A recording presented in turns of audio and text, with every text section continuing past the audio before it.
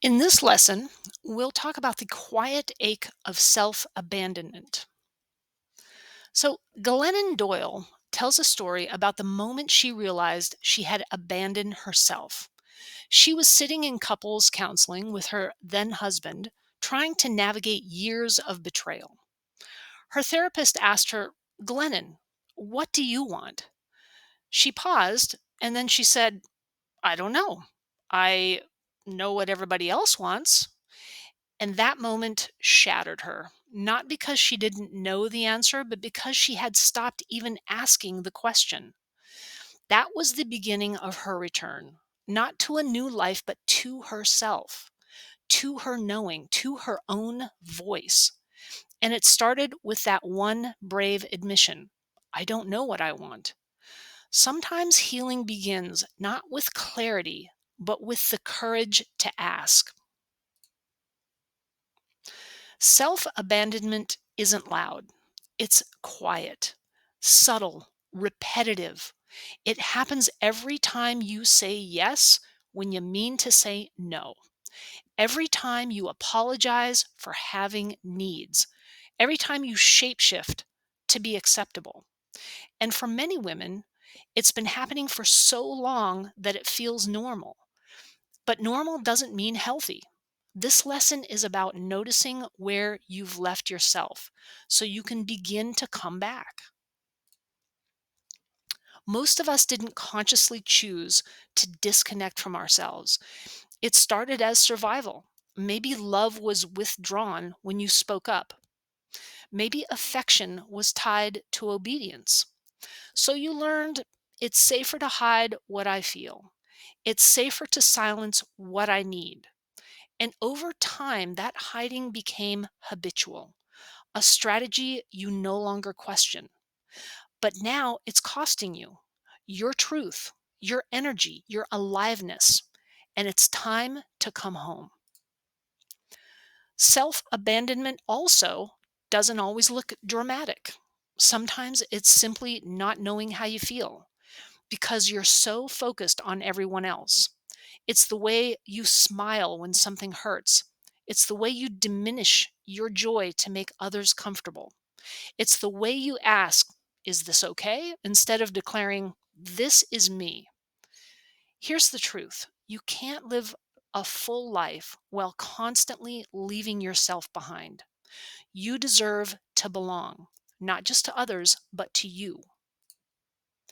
Your body always knows when you've abandoned yourself. It whispers or it screams. You might feel perpetually drained, disconnected from desire. You might find yourself asking, why am I so tired when I'm doing everything right? But you're not tired from doing too much. You are tired from being too little of yourself for too long. This is your wake up call, not to push harder, but to return deeper. You don't need to overhaul your life overnight. Coming back to yourself is a daily act of self loyalty. Start by asking, what do I feel right now?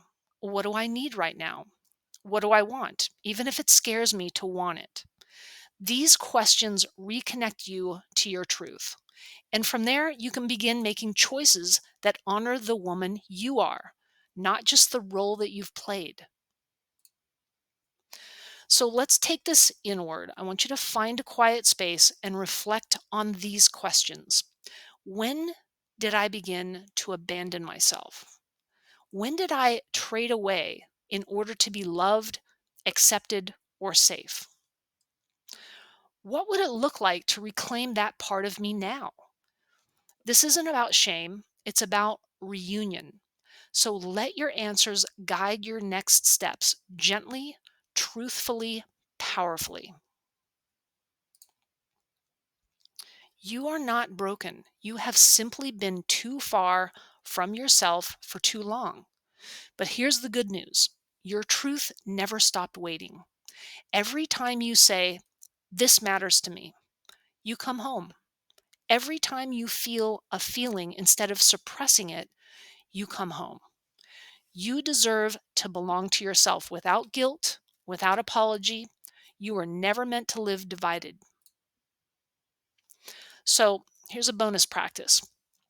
Find a mirror, a quiet space, a few moments to yourself. Stand or sit with both feet on the ground.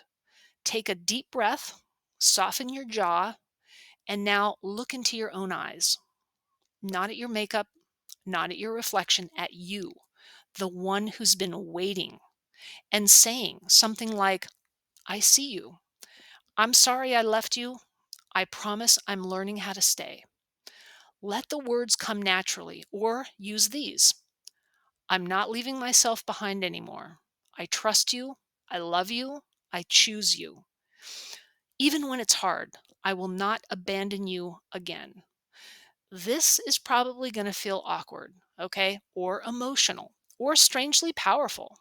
And that's okay. Stay with it, because this moment, it's not about feeling better, okay? It's about remembering who you are and promising not to walk away from her again.